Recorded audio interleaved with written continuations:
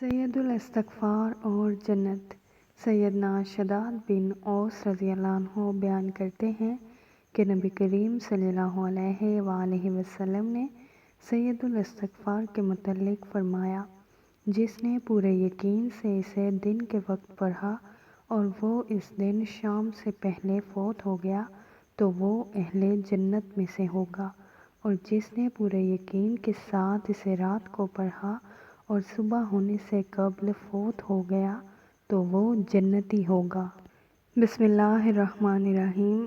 اللہم انت ربی لا الہ الا انت خلقتنی وانا عبدک وانا علی عہدک ووعدک ما استطعت اعوذ بک من شر ما صنعت ابوء لک بنعمتک علی وابوء بذنبی فاغفر لی فانہ لا یغفر الذنوب الا انت۔